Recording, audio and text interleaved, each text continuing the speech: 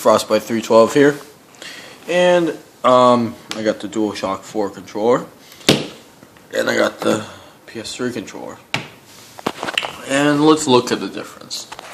So let's see, these are both Dualshock 3, Dualshock 4, and if you want to see the difference, this is pretty much the difference with the size. If you did notice this, let me get this right.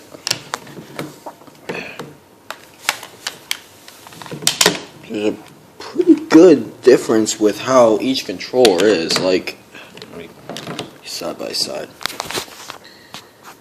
This one, the Dualshock 4 controller is much, like, rounded off on the edges. If you don't see that, like, it's more rounded off on the edges, it's fatter, definitely will fit in your hand more. Another thing that's much different is, like, the analog sticks. The dip in there.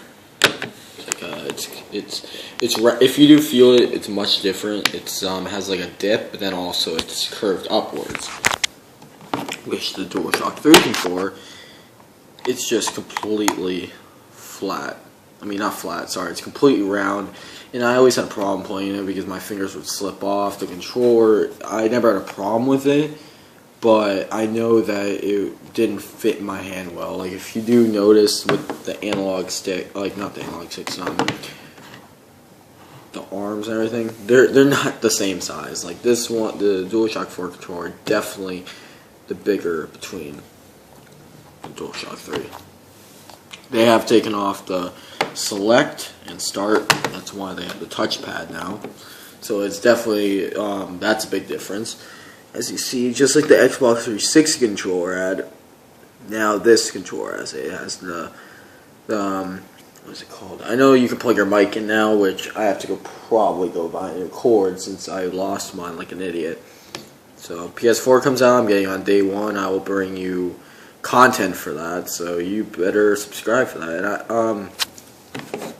Another difference is the share button, which obviously the PS3 controller does not have. The share button, the options button's up there, which I think is cool. We never had that before. Another cool thing is the analog, like the D-pad. It's really good. Like, if you can definitely tell they put time into it. Like, you can't really ever be like, oh, you can't ever really say that they did some high-tech crap with the D-pad, but you can definitely notice that it's much better than this D-pad. And same thing with this. Same thing with the main buttons. Same thing with the main buttons. They're definitely better. And they're not like extremely different. It's just the way that they made it is you can tell that the controller was put better together. Even though I know mine's beat up, my PS3 controller's beat up and everything. This thing's brand new, but I'm not saying this controller is ever not going to break, but it's definitely different than and the PS3 controller definitely is. One problem I always have with the PS3 controller is that whenever you place down the controller, which I'll show you, whenever I place down the controller like that, when I'm playing a movie, I'll just place it down, it would always hit these, and it would either rewind the movie, or it would just it would just pause it, or rewind, or whatever. It would always piss me off. When you place on this controller, it stands upright, so let me show you. It doesn't press inward. You actually have to pull down to do that. You can't, if you place it down normal, it's not going to do anything. So that's pretty cool. Oh, also there have the motion, yeah, the light bar and everything. That's probably the cool. It's not the coolest part of the controller, but it's definitely cool. How, say, if I do want to play those indie games, I have this. I can do that. Sorry guys, there's I don't know, it's a fire truck or something, but anyway, back on topic.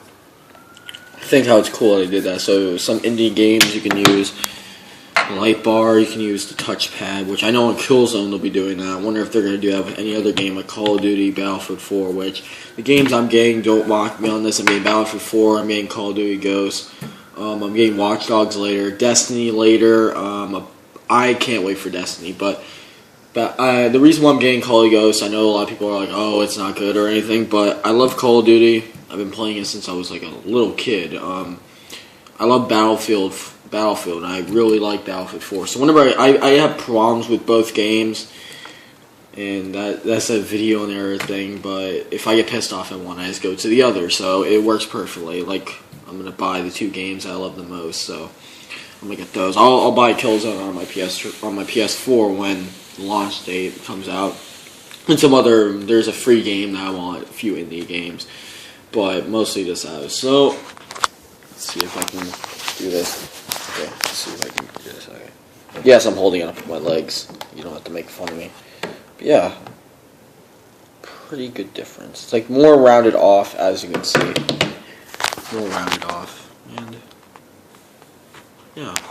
Kind of feel like looking at this now after having the Dualshock 4 controller, I really feel like that it's people are gonna hate comments in the comments sections, even though I barely ever get comments anyway. I'm only at 40-something subscribers, so, and I haven't done any videos lately. But the problem I have with this controller is that they should have put more time into this controller. Like, you slide off every now and then, and it just bothers me at times. Like, I have my modded controller, which I bought, and I like what's going on with these. They have more grip to it, and the buttons were better because of how the company I bought it from. Like, everything was faster. Like, it wasn't like a mod, but it was like the way that they put the control to put these things in made it a lot better than the normal one. So I kind of feel like they could do better with that, but. There's also something I have a problem with Xbox controllers, is that why the battery pack, if PS3 did it, why can't they do it? So there's a lot of things that both systems there's problems with both systems, but I love both of them. I have both systems actually, so don't get me wrong. But that's it, guys. Just you can find these controllers on Amazon. Some GameStops have them. I believe some GameStops, so you probably only in California or other big major states like that. But go on Amazon, pick it up. I am warning you, even though IGN says that they played it on their PS3. I mean, yeah, you're gonna need the cord for the PS4 controller because it does not work. Let me show you. Let's do this. No, that's not gonna work. Let's do this. Bear with me because I gotta grab this. Okay.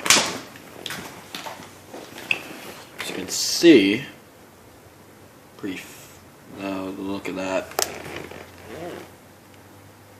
Look at that. You can't really tell, but it will not fit. And I'll try doing this for you guys. It will not fit. I swear, it will not fit. So, as you can see. It's not going to go in. Much different sizes. So they have different USB ports for the systems, and it kind of ticks me off a little bit. But hey, it's smaller, better, you know. See, difference. It's smaller on this controller. So, and if you read the manual, it says it's only going to be in the PS4, so you won't be able to play it unless you specially buy. I don't know if they have the special, or I don't know if you can specially order the USB at this moment, but the cord and everything. But if you can, then you could play on your PS3. Some games will work, not all. And if anybody does know where to buy that, just leave it down in the comments. If not, just wait for your PS4 to come out, because I know these controllers will get scarce during close of the release date. So get them fast, because you only have a few weeks left. I believe it's like 2 weeks left till the PS4 comes out. And I'll be waiting out line, getting my PS4, getting my game since I pre-ordered it, since I found out they had the pre-orders. So guys, thanks for that. Subscribe, rate, and comment. X Frostbite, and I'm out. Peace, man.